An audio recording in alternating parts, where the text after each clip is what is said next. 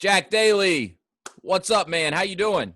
I am fantastic. 2 weeks ago, got the word 100% cancer-free from malignant melanoma. Couldn't be better. Well, that's fantastic news. We were talking, offline before we started recording, and you were sharing that with me, and I can't tell you how excited I am to hear that you're in the clear. So that is fantastic news. I know it's going to take a lot more than a tumor to hold Jack Daly down. So, look, I really appreciate you dropping into the Path to Freedom podcast with me today. I know this is going to be an exciting conversation, and everyone listening in is going to get a ton of value from it. So really appreciate you. And before we dive in, I just want to take a moment to acknowledge you and thank you for the impact that you've had on me. I've had the privilege of hearing you speak in person at some of our Shelf Genie conferences. I've read your books. I've, been a follower of you for years now, and you've had a huge impact on me and my career. So I just wanted to say thank you for everything that you do. You're a huge inspiration. Wes, I love working with people that take action, and you are a take action guy. Well, you make it hard not to take action. You sit in a room and listen to you speak for an hour or so. It's pretty hard not to go out and take some action. So again, thank you. But, for those not maybe as familiar with you, maybe give us kind of the 30,000 foot view of who Jack Daly is, what you're all about, and kind of how you've gotten to where you are today. Yeah, so as succinctly as I can make it. So I started selling at the age of 7 years old. Yeah. Owned the market, charged twice the price of every kid I competed with.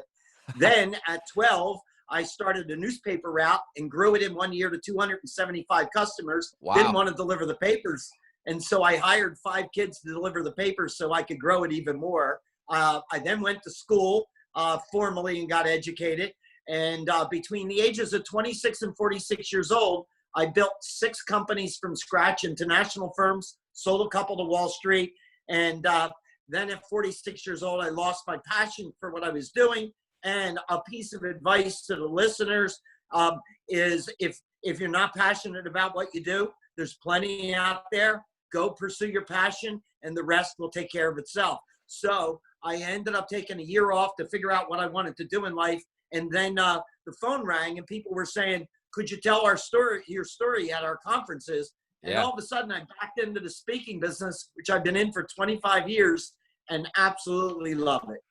Well, you're a fantastic speaker. You bring a ton of energy to the room when you are speaking, and a lot of real world experience, which to me is always the best way to learn. You teach through stories and examples, of how you've actually accomplished amazing things in your life and your career. And it's a fantastic story. So we're going to link your website and some of the videos and other information that you have out there in the show notes, so everyone listening in can go and see some more of the content that you put out, because it really is fantastic. And so I would underscore on that unlike a lot of other people, the website that I have at jackdalysales.com is loaded with a ton of free stuff. It is. Whether it's video or whether it's material that you can print or watch on your computer, download. We just want to make a difference out there with salespeople, sales managers, entrepreneurs, and business owners. Yeah, absolutely. There's so many good resources on your website, and for free. So it's a fantastic opportunity for people to really dig in and learn from your experience and everything that you talk about. So, on that note, let's talk about sales. I mean, that's a big part of why I was excited to have you come on the podcast, because, as you know, I work with a lot of people that are considering getting into business for themselves. They haven't quite yet taken that leap. I also work with people that are already in business for themselves, and they're really looking to, grow their businesses to that next level, or maybe even expand by adding other businesses into their portfolio. And one of the common, questions or concerns I get when working with people is, hey, Wes, I don't really consider myself a salesperson. I don't have a background in sales. And, so I'd like to try to find a business that's not very sales intensive. And, just as well as I do, if you're in business, you're selling, right? Regardless of what the business does. Now, some businesses may be more sales intensive than others, but as a business owner, you're selling something, and you've got to get comfortable with that notion. So, talk a little bit about what advice you might give to someone in that position, doesn't really view themselves as a salesperson, but they want to get into business for themselves. Yeah, so I'm going to answer that specifically, but before I do it, given that the way you describe your public on your program here, let me give a first piece of advice that's unrelated to the question. And Okay. that is, if I were to recommend a single book for an aspiring entrepreneur or a new entrepreneur, it would be The E-Myth Revisited by Michael Gerber. Yes. I consider it the quintessential Bible for anybody that's going to be getting into business, right? Now, from a Absolutely. selling standpoint, with your question, the best news I can give people that think of themselves not as salespeople is they're probably thinking of salespeople as that characterization of the used car sales guy. Yep. Well, I've been a sales guy since I was 7, but I don't sell. I make a difference in the way I define selling, and that is help people to buy. People do not want to be sold. Right. No one wants someone trying to sell them something. So if you're not comfortable doing that, that's great. You have an advantage because all you need to do to be a great salesperson is really care about the customer, care about the prospect more than the sale. Because if you can find the pain that a customer is in, if you can find a way to help them put a smile on their face, they will buy your product or service. So the key to effective selling is listening rather than presenting. Yes. I was on a 9-city tour last year in India, and it took me about 3 weeks to make it through. Every stop I made to entrepreneurs, guys would come up to me before and say, "Are you going to teach us some good pitches today?" And I'm going, "I'm going to do something better than that. You know what I'm going to teach you? Quit pitching. Right. Help people to buy." So that's the key, right? Absolutely. And that's one of the biggest points I try to get across to people when I'm working with them through this process is, part of selecting the right business, because I do a lot with franchises, right? So they're evaluating different franchise models. And, so part of selecting the right business is, let's find something that you can actually get excited about and that, you feel truly adds value to the clients that you're working with, whether it's a product or a service.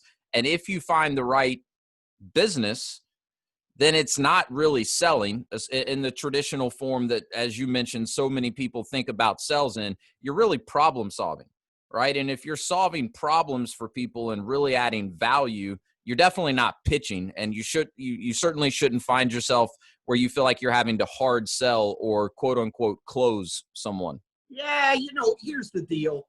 People can tell if you're passionate about your product and service and you have faith and confidence and you are genuinely into it. Yep. On the opposite side, people can tell the people that are not into it and are just peddling and it's just a job. When you've got passion about your product or service, the rest of it's easy. Yeah, absolutely. And, the other thing I really try to hammer home with people that I'm working with is, look, even if you don't necessarily feel comfortable in that sales role, most of the people that I'm working with, they're looking to get into business so that they can build something bigger than just themselves, right? So if they're doing it right, they should be working on their business, not in their business. So then they're looking at recruiting people that can go out and handle sales for them. So, what advice would you give to a business owner or an aspiring business owner when it comes to, recruiting good talent when it comes to sales and really creating a great sales culture within their organization, whether it's a very small business or a larger business? Well, I started this practice, Wes, when I was 13 years old.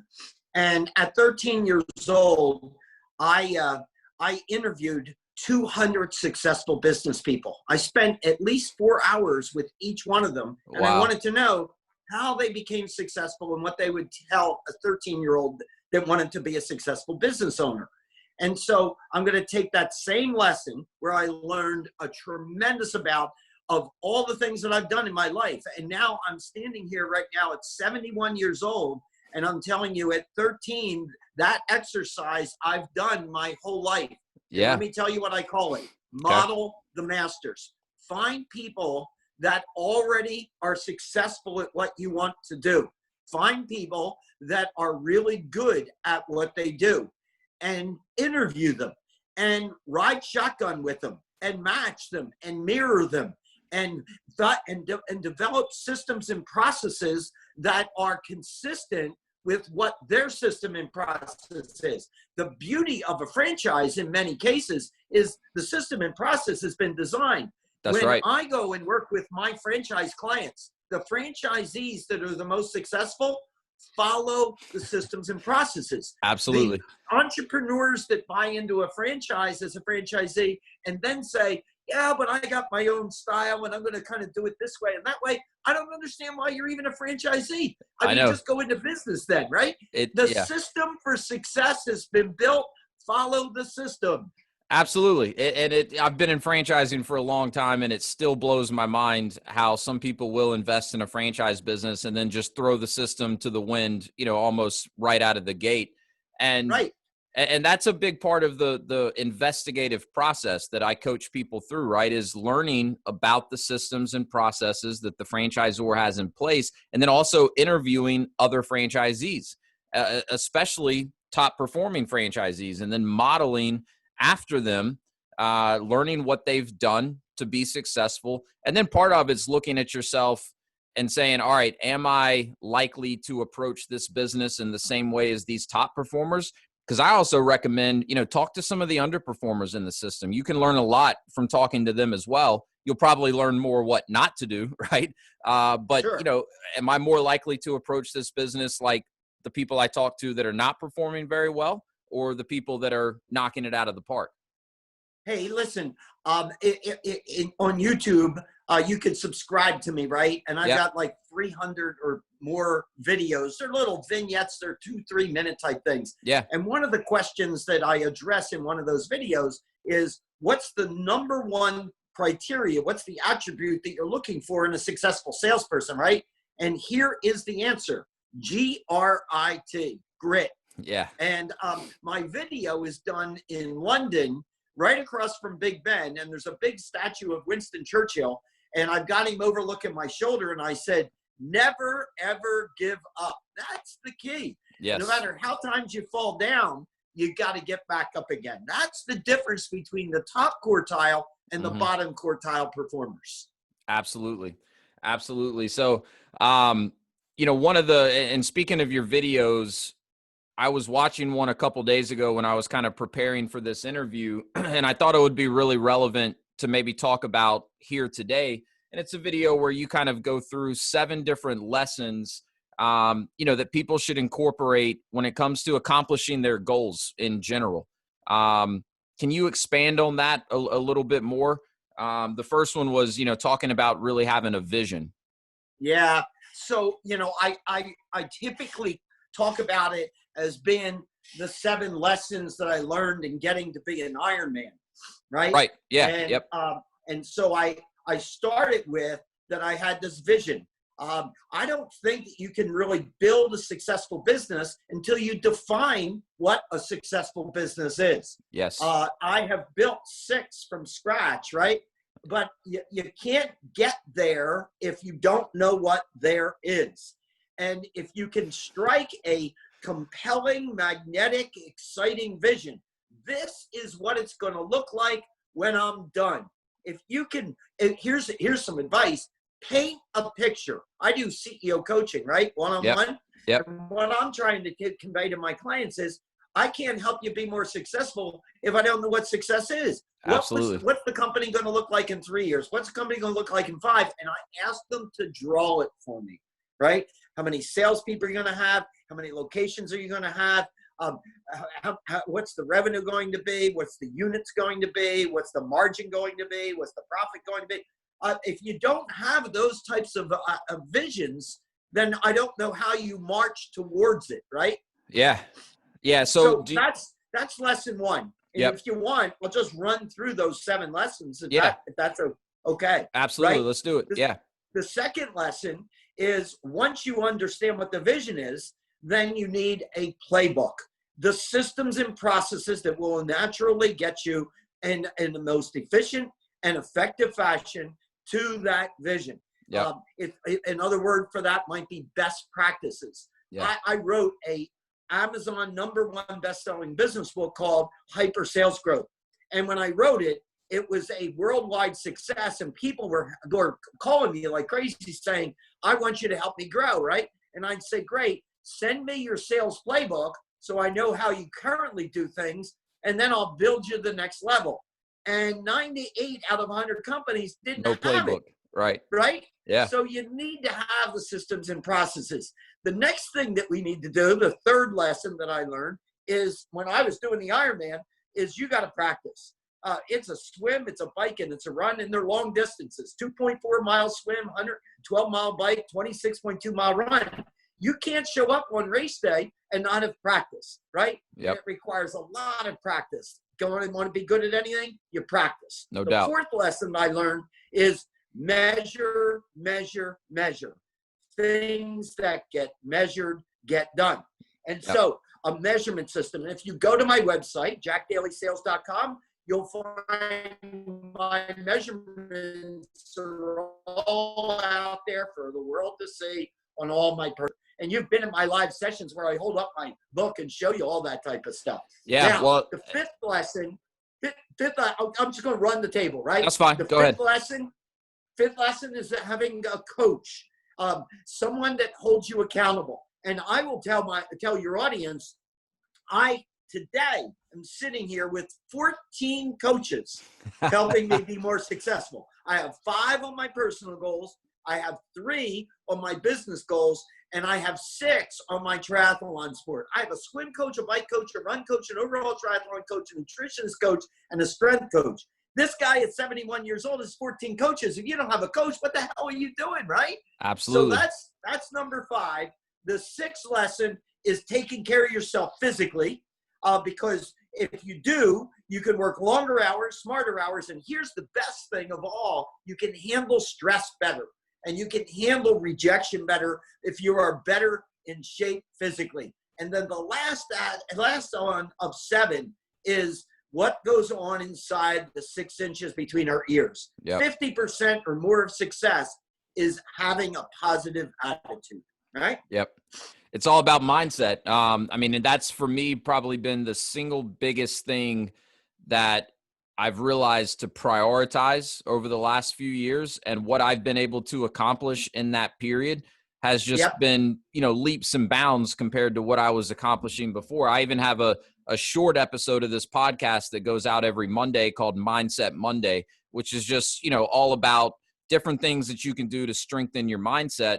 And, especially when it comes to sales, right? I mean, you said the number one attribute you're looking for in a salesperson is grit. You take better care of yourself physically and you work on your mindset, that's going to contribute to better grit, right? I mean, Absolutely. they all kind of go hand in hand. And I was going to give you a really quick plug here. I've got the sales playbook here that you did. This book has been hugely instrumental for me. I first got this and kind of went through it when I first went to Shelf Genie to take over their franchise sales. And I used it to build the system that we use there. We ended up having several record years in a row at Shelf Genie in terms of adding new franchisees.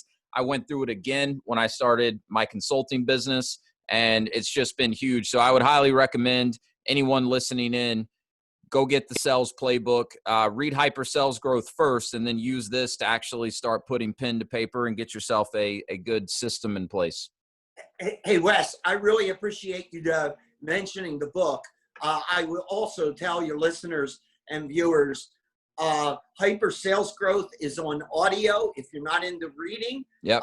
And it's my voice, and it's a much easier read than the sales playbook you held up. We designed the sales playbook to be a textbook. It is. So it's heavy duty, right? It's work, for sure. It's work, but if you put in the work, you'll get a ton out of it. And, like I said, for me, I've come back to it numerous times. So it's the type of thing that I can keep revisiting, and it's been incredibly helpful for me. So, awesome.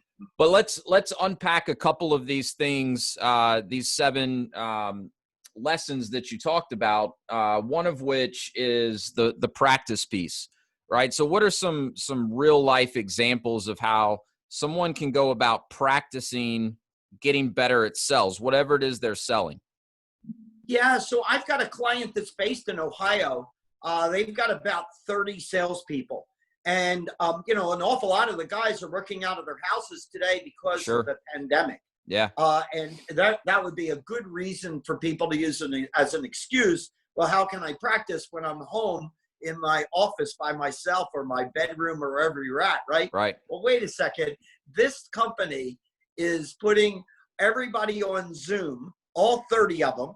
They get into groups of 3. One person becomes the prospect, one person becomes the salesperson, and one person is the observer.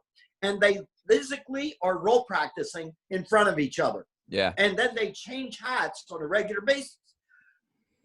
Excuse me. The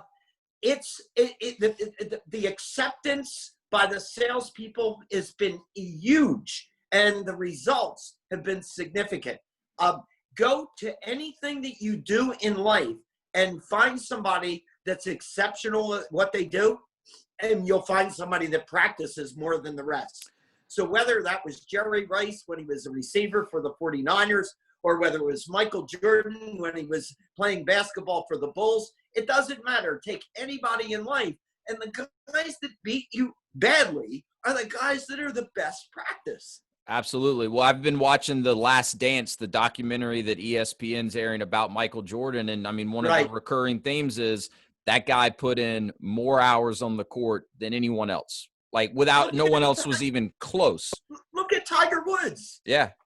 Right. And, he wins the Masters a year ago, at an older age. And remember when he won his first Masters as a young kid, and, and they ask him, how did you make it back after all the injuries and all the absence? And he's like, I just practice, man. That's right. Well, and this is a good segue into the other thing I wanted to talk a little more about, which is a coach, right? All these athletes we're talking about, they had coaches, numerous coaches, right? So, I mean, the best in the world at whatever it is they do, they always have coaches. So one question that I get sometimes when it comes to coaches, because it's something I always recommend. I've got coaches right now. I've always had great coaches. It's a huge part of any success I've had. Do you recommend, a paid coach, or, more of like a mentor, or some of both? Or do you think that one gets better results than another versus paying for a coach or just having someone kind of mentoring you? I don't think it's about the money, Wes. So I don't say one's better than another. What you're looking for is someone that can fast track you to where you want to go, and that is a good fit for your personal style. As an example, I tell most everybody that contacts me that wants to utilize me as a coach, I tell them straight up, I'm not the right coach for most people. Right. Because I'm going to act as if I own your company, run your company. And sometimes you're going to get off the phone with me and say, hey, who is that SOB think he is? I own the company and he's talking to me. And you have every right to do that.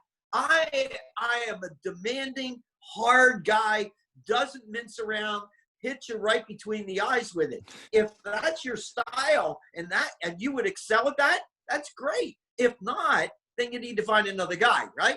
That's the key. Yeah, finding someone that's really a good fit, and you're going to actually be able to take the coaching and implement it. Right. When it comes down to paying for somebody and the money, here's the way I look at life. There's no such things as expenses, only investments, and everything you should do is measure it in terms of ROI, right? Yep. And so when I give my fee that I charge to my prospects that I'm possibly coaching, I say, look, if we don't get at least that money back before the end of the year, then we both fail. Right. Can you visualize whatever you're investing in me? Can you visualize that you'll get that kind of a payback? If you can, then there is no expense in terms of the money you pay for a coach. Yeah, that's such a good point. It's an investment, right? I mean, when I was at Shelf Genie doing franchise sales, we had minimums in place that people would have to spend each month for their marketing and advertising, and that would freak some people out. And what you had to get them to understand is it's not an expense, it's an Right. investment. We're measuring Right. ROI. And, the franchisees that are really successful, they were usually spending double, triple the minimums because the ROI was there. It made sense to. They would have been crazy not to. So I think that's a good point. Give us Hey, some look, advice. let me stop you there for just Sure. a second. I have designed my speaking business as a one employee company. I don't want to grow a company anymore, right? So the Yeah. employee is me. Yeah. However, I have 6 personal assistants that do all kinds of things. In setting this podcast up here today, you dealt with one of my assistants all Yep. the way through the process. Sure did. I have, and they all work out of their homes. They all do different things. And when my competitor speakers, they're all doing all this work on their own, and they're saying, I don't know how you find the time to do your races and to do all the bucket list items and writing his books, and where's the time come from? And I'm like, well, I'm not doing all of these kind of things that you're doing that I could hand off to an assistant. That's an investment, because Yep. the things that I'm Absolutely. working on are revenue generators, right? 100%. And I think that's probably one of the biggest things I've taken away from you in hearing you talk and reading your books is, as a business owner, you should be focusing on revenue generating activities. If where you're spending the majority of your time is not directly correlated to revenue, then you're spending your time in the wrong places. Absolutely. Absolutely. So guys that are finding time to take their laundry down to the dry cleaners and taking the time to go shop at some store and to go get their supplies at some Office Depot. There's no way that I'm going to be doing any of that type of stuff. Well, yeah. And I mean, like in my experience dealing with your assistant setting this up, it was smooth as could be. Right. Right. And I think like for me, I know I'm terrible at the administrative type things. So I have an assistant too, and I don't have 6 yet, but I've got one and she's very good. And, but she handles the things that not only are not a good use of my time, they're also the things I'm not any good at. Right. So Exactly. she can knock some of these things out in a fraction of the time that it would take me to do it. And the result's always better than it would be if I was doing it myself. So spot on. It's an investment. And I love that. Give us a little bit of advice on mindset. I mean, some of the things that you've accomplished in your life and your career are amazing. And I want to talk more about those in just a moment. But, what are some of the things that you've learned to do to get your mindset right when it comes to, tackling a huge challenge in front of you, or just, really finding more of that grit that we talked about earlier? Yeah, so there's so many examples, right? I'm going to give one in the Ironman, and I'm going to go back to a lesson, one of the 7 lessons. It starts with vision. So in order to make it to the World Championship Ironman in Kona, Hawaii, you got to win your age group in a prior Ironman race. So I was in Ironman, Arizona, and I came out of the water with a pretty good swim. And so you get on the bike at the next stage, and the bike was 37 miles 3 times, right? So that's the 112 miles. When I came through the first loop, you went right past the grandstand, and I heard the announcer make this announcement. There goes Jack Daly, comfortably in first in his age group. Basically, he was saying, this guy's on his way to Kona, right? Right. This is the mecca of all Ironmans, right? Yeah. So it was like he put an engine on my bike. I just went off, right? And I have a photo of me when I'm hearing it that the race officials took, and it's like you can see the energy pouring out of me. In the next 2 loops, I had 3 flat tires. Now, you bring 2 tubes with you because you're a seasoned athlete, but 3 flats and 2 tubes is not a good equation. No. And so I had to carry my bike for 2 miles. Then I found a race official to make a phone call to get somebody to come out on a motor scooter with a tube. Then I changed my tire. Now I'm at the back of the pack, way back of the pack. And I finished 112 miles. There's no way that I'm going to get my spot to Kona. And I'm putting my bike in the rack, and I now need to run 26.2 miles. Now, I've done a whole bunch of Ironmans before that, so I don't really need to do an Ironman finish. I'm already an Ironman, right? Right. And and you I knew don't have you a weren't shot. going to win at And that point. I don't have the shot at the world championship. And I thought, man, maybe I should just pack it in and go get myself a burger Yeah. and a beer. Yeah, And sure. I'm like, no, man, you just because you got knocked down, you need to finish this race. You start what you finish what you started. And my vision was to cross the finish line and hear Mike Riley say, Jack Daly, you are an Ironman. And so I spent another 5 hours and change out there running 26.2 miles to finish in the dark with another Ironman. So It's it was all that, about not how many times you fall. It's about getting back up again. and it was that vision of you crossing the finish line and completing it that kept you going, even when, you know, your mind was kind of saying, look, you don't really have to do this. You could call it right now. Look, let me show it to you in a business context, Wes. So I built a half a dozen businesses, and one of them in 1998 was the 10th fastest growing privately held company in the U.S., recognized by Inc. magazine, and was honored as Entrepreneur of the Year from Ernst & Young. That's really good stuff if you're a speaker to say, right? Sure. But Yeah. here's the inside piece. In less than a year after we were honored like that, I stood in front of 275 people and let 240 of them go in a single day. Wow. Because there was absolute train wreck in the industry. And I had to immediately downsize the business. I went from making $1 million a month to losing $1 million a month in profits, went into losses. And I could have just shut the whole thing down. And I decided that I got a vision. We'll rebuild it, but we got to downsize and rebuild again. Today, that company is bigger than it was at the point that it was the 10th fastest growing in the U.S. Wow. Grit. It's never, ever give up. Do what you say you're going to do, when you say you're going to do it, whether you want to or not. That's it. Self-discipline. Yeah. Well, I'm doing a personal challenge right now. It's part physical, part mental, and it's called the 75 Hard Challenge. And so basically every day for 75 days straight, you follow the same kind of program. It's 2 workouts a day, 45 minutes each, and one of them has to be outside, regardless of the weather. So, I mean, I've been working out at 11:30 at night. I've been working out in the pouring down rain, and I'm only halfway through it, right? So there's a long way to go, and there's going to be harder times ahead of me, I think, than what I've gone through right now. But the biggest thing it's teaching me so far is simply to not negotiate with myself, right? I've set a goal, and I'm visioning that 76th day when I've done this program for 75 days straight and how good that's going to feel.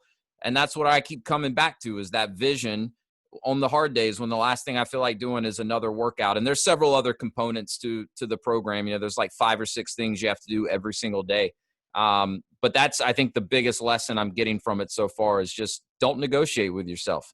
You know, absolutely. And by the way, just an ask on my part, send me an email of a link or whatever to the program. I'd like to take a look at it. yeah, I'll send it to you as a follow-up. It's pretty cool. And, you know, like I said, like physically it's challenging, and you'll see physical results if you do it. But more than anything, it's a mental toughness challenge, and it'll help you really, you know, develop a stronger mindset. So I'll definitely send it to you. So, no, I think that was really good. I love those 7 lessons and talking through those a little bit more. One of the other things I wanted to get into with you while I have you is this concept that you talk a lot about. You refer to it as life by design, right? And I mean, you've referenced a couple times you're an Ironman, right? I mean, you've done races all over the world. And correct me if I'm wrong, but I believe you didn't start training for Ironmans until you were like in your late 50s, and you didn't even know how to swim at the time? Yeah. 58 years old. I did not know how to swim. Between 58 and 66, I completed 15 full Ironmans and about 60 triathlons. Yeah, it's crazy.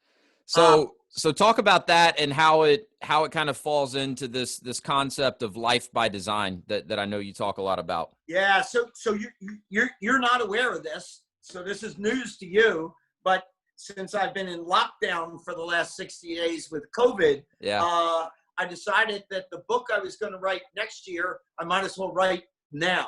Right? There you go. So I love it. Here here is my first draft of a book that I was going to write next year. I sent it to my publisher, and he said, when this is released, this will be the most impactful book of all 10 that you've written, right? Wow.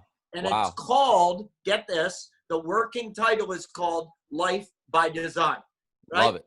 So the backdrop is that at 13 years old, after interviewing 200 successful people, I then learned that one of the most important things you can do is put your goals in writing, not to have too many, put a date when you're going to get them done, and give them to as many people as you can, because that'll put the heat on you, right? Yeah. Yeah. So I came up with 4 goals at 13, and I put a date on it. When I'm 30 years old, like old, 13. Yeah. Right. And what did I want to look like financially at 30 years old? What did I want my net worth to be? What did I want to be making annually in income? I wrote that down.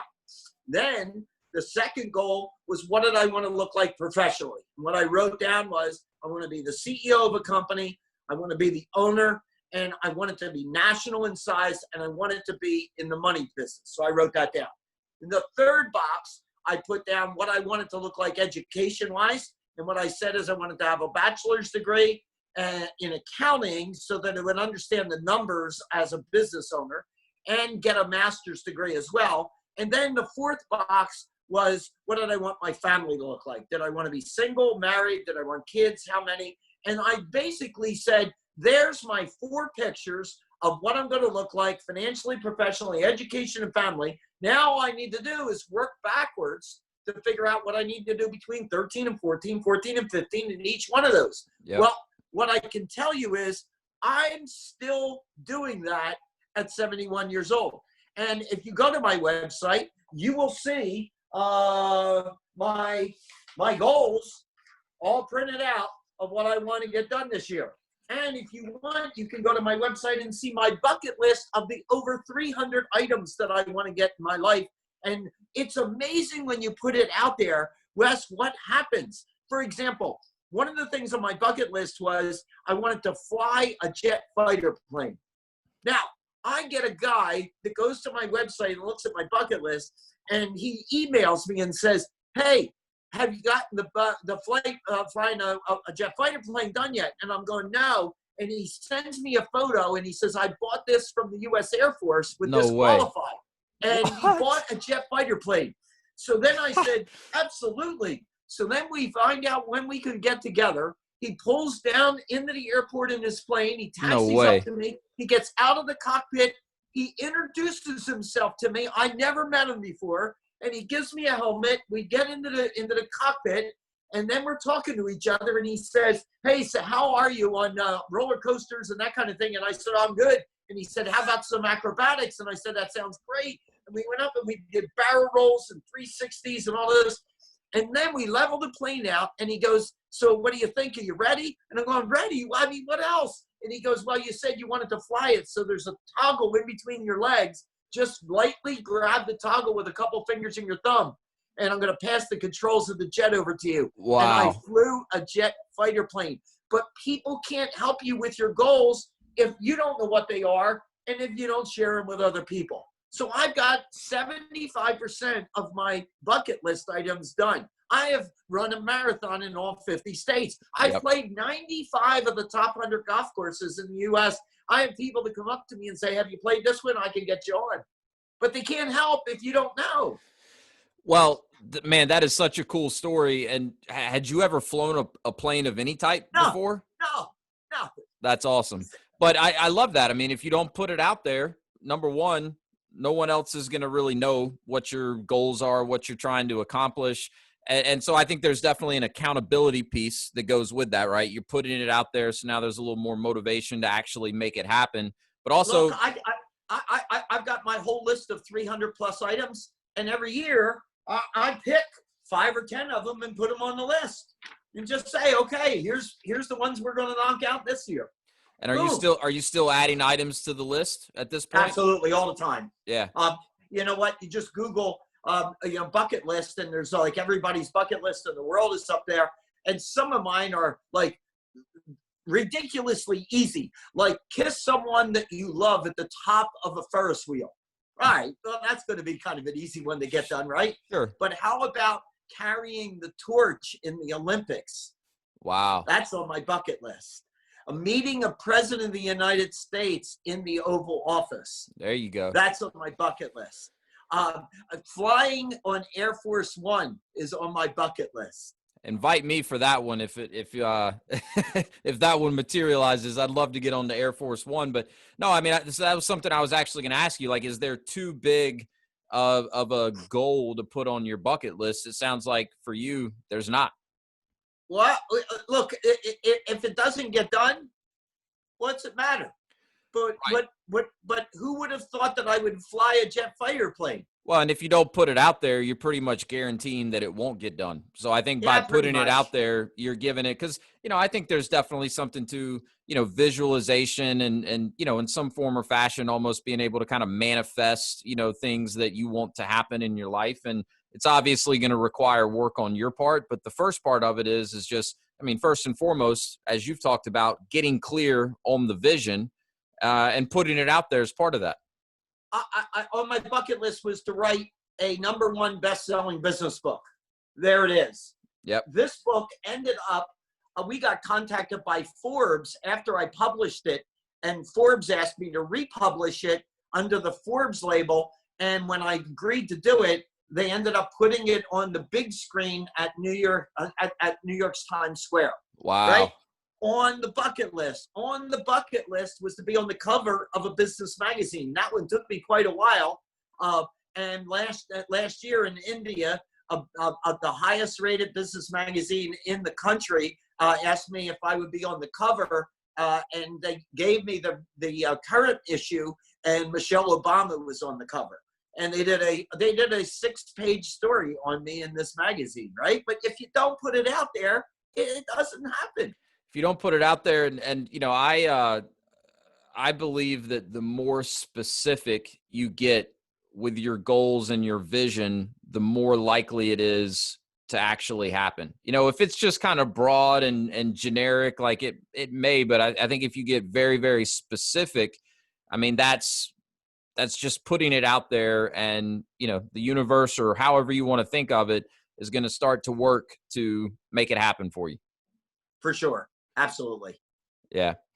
Awesome. Well, the last thing I wanted to ask you on that note is, and we may have already kind of hit on it, but any final advice to, anyone that is in a position right now where they don't feel like they're in complete control?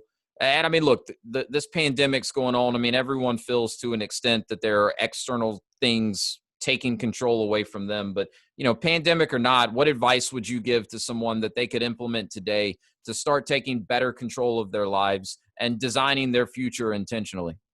Yeah, so intentional is a great word. It's aligned with me very well. Many, many people email me and send me notes and say you live a life of intentionality. If the viewer and listener today goes to my website, they'll see my personal goals, right? And as I look at them, it's very sad, because for the first time since I was 13 years old, my goals are not going to get done this year. Yeah. And they're not going to get done this year because of a pandemic, right? However, I've pivoted and I've focused and I put other things in lieu of them. So like your book. I'm writing the book as an example, and it wasn't on the list of things to get done, right? And so I've got replacement things that are going on. So let me just give this as the advice and the answer to your question. Okay. Instead of thinking in such long terms as 1 year out, 3 year out, and I'm still a believer in that, but within the pandemic, what I know is I have control over my day. So operate with a daily plan. Now, when I talk about a daily plan, I say build it the night before. Yeah. Think about what you want to get done the next day. Within 30 minutes of going to bed, if you write down what your plan is for the day, and operate like a doctor that has appointments all the way through the day. Yeah. Because those guys really are at optimal execution. They've got 3 patients waiting in 3 different rooms while they're scurrying about. and they got you waiting out in the lobby for 45 minutes, even though you were there on time. They're Yep. not on time, but they're making giant revenue because of it, right? Yep. So operate your daily plan that way, and put it, and your subconscious and sleep will work on optimal execution of your daily plan. Now, when you wake up in the morning, you're ready to go. Whereas your competitor is going lazily down to the kitchen to get a cup of coffee. You've got your list and you're just knocking it off. And right. And they're like, well, what should I do today? Things off, more and more momentum is taking place. You get that done, and stay away from the broadcasters and the TV and the news that's telling you all the negativity. They're not controllables. I can't do anything about coronavirus. I can't do anything about it. I'm not going to cure it. I'm not going to find the vaccine. So why am I going to worry about where the spike is and all of that craziness that takes your head out of the game? Yep. All I want to do is focus on what I got to get done today. And man, I'm telling you what, my day is loaded with stuff. So I'm watching people on social media talking about, does anybody have a recommendation? I've already peeled through everything on Netflix. And I'm going, I know. I don't have time for Netflix. I'm so damn busy on stuff. No, I love that. I've talked quite a bit on the podcast with other people and on these Mindset Monday episodes I'm putting out about, focusing on the things that you can control and blocking out the things that are outside of your control. So, I mean, I haven't watched the news really in years, and it's not because I don't want to be educated in what's going on in the world, but it's an influx of negativity that is going to take your head out of the game. And, absolutely. The biggest thing for me as I look at this pandemic is I want to play my part to make sure that we're responsible and not putting other people in danger, all of that. Yes. But, more than anything, I want to be able to look back on this time and know that I did everything in my power to come out stronger on the other side of it and not take a victim mentality and say, well, this is happening and this really sucks and my year's just kind of gone to hell now because of it. What can I do? So I very much aligned with everything that you just said, and I think it was well put. Yeah, thanks. It's all, you used a great word, Wes, focus. Focus precedes success. Everybody that I coach, I want them narrow. I don't want them wide. I want them narrow in the lane. If you wanted to use a model, here's a model to think about. Apple as a company is incredibly successful. Go into their store, very few products. Yeah. Now, if I talk about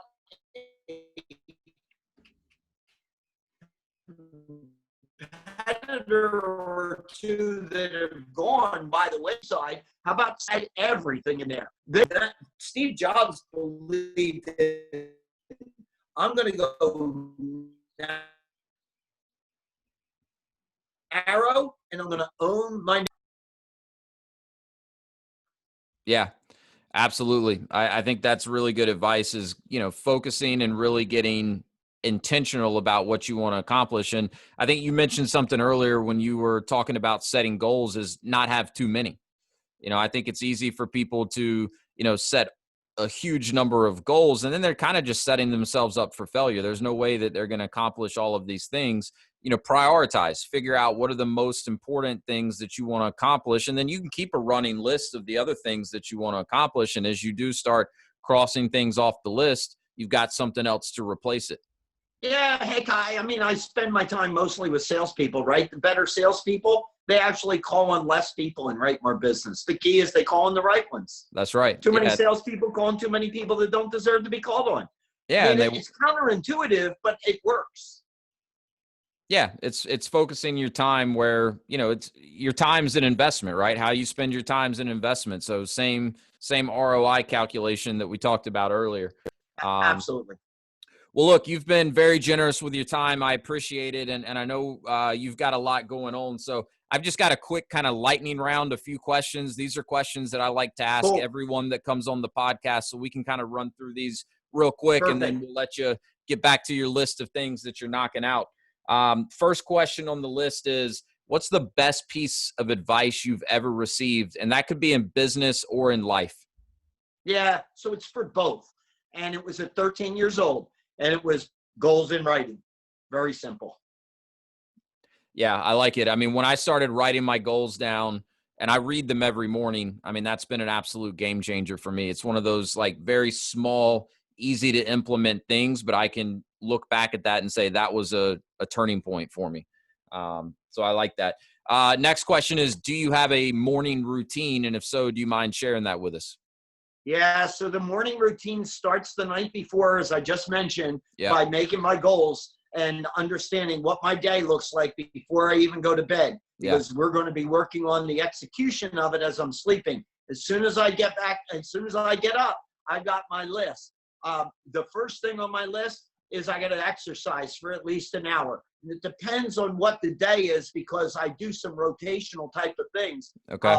Where I'm rowing at some points, and I'm sit-ups at other points, and I'm PT at other points, I'm jogging at others. And so there's a variety, and so I'm on my Peloton. And so it's a mix of things. But exercise is a regular staple within the Jack Daly morning, and then it's breakfast, and then it's knock the list out. Plain and simple. I love it. I love it. Next question. What book are you reading right now? What you do is who you are. So what we talked about just for a while here is all about your goals and the painted picture and the vision. That stuff's important. But at the end of the day, it's action. What you do is who you are. And so it's all about taking action. Yeah. Well, that's right, because the vision's great, but if you don't do anything to work towards that vision, it'll never become a reality. Who's the author of that book? Ben Horowitz. Okay, great. I'm compiling a list of all the books that my guests are reading, so we'll definitely add that one to it. Final question is, what is your definition of freedom, and are you living it? So you know that I'm living it. You just know that by virtue of the fact that you and I know each other. Yep. But here's freedom for me. Pursuit of what your definition of success is. Yeah. And